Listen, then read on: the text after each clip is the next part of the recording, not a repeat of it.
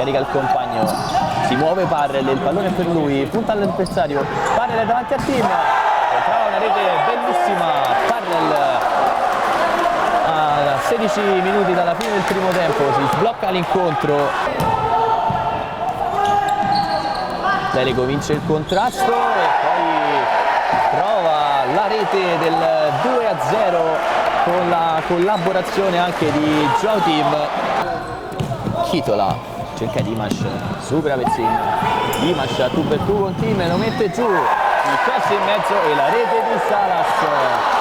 0-3 al Palatoliv, segna Salas. Capiscono tutto però i difensori e ora Leleco in mezzo a 3. Il palo, 3 contro 2 Aniene, Schinina, la spizzata all'interno.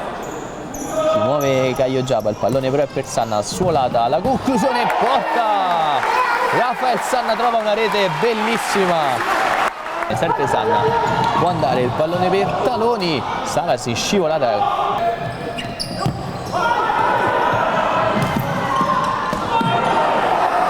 Lancia Sanna, solo davanti a Ricordi, Sanna la prende Ricordi.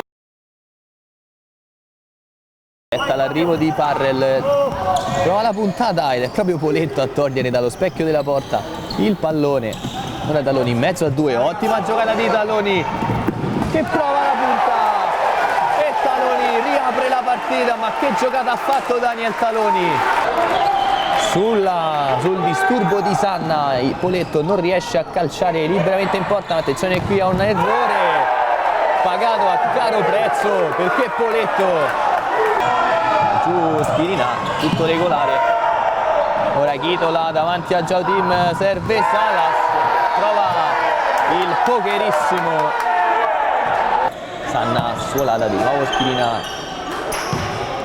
Villalba, conclusione di Villalba sul secondo palo, arriva il gol. Ora la palla in rete all'improvviso con 2 passaggi la Saibert Daniele ha riaperto la partita fino alla fine, non molla la Saibert Daniele.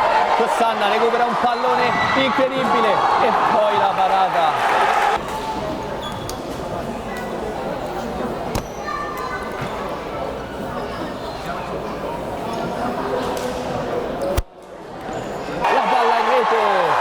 Che ha gelato le speranze del pari